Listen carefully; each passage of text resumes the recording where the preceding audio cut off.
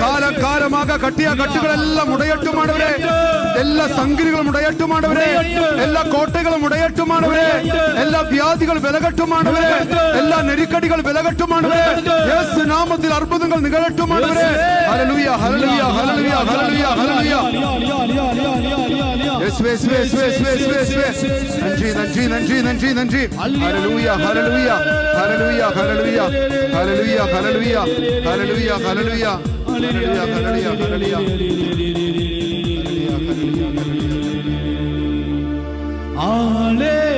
Hallelujah. കരങ്ങളെ കൂട്ടി കണ്ണുകളെ മൂടി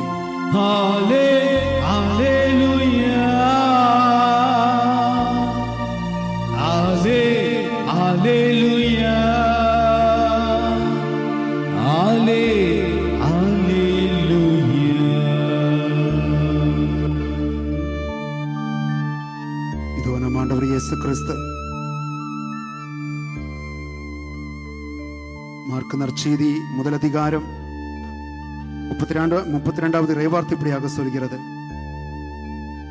மாலை வேளையானதும் கதிரவன் மறையும் நேரத்தில் ஒரு கூட்டம் நோயாளர்களையும் பேய் பிடித்தோர்களையும் அவரருகில் கொண்டு வந்தனர்.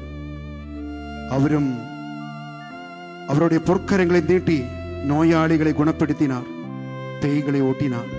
ஹல்லேலூயா ஹல்லேலூயா ஹல்லேலூயா ஹல்லேலூயா ஹல்லேலூயா.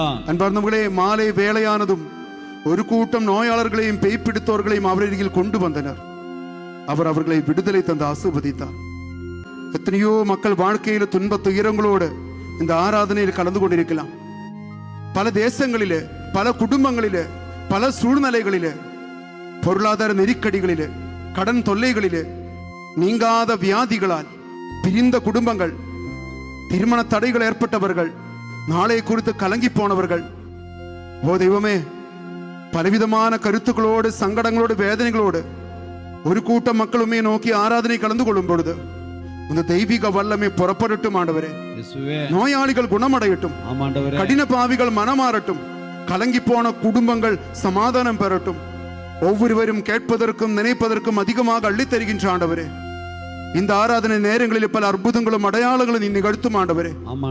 அனைவராலும் கைவிடப்பட்டவர்கள், மூலை முடுக்குகளில் ஒதுக்கப்பட்டவர்கள், தற்கொலை எண்ணங்களோடு வாழ்ந்து கொண்டிருக்கின்றவர்கள் அனைவரும் சௌக்கியம் அடையட்டும் ஆண்டவரே.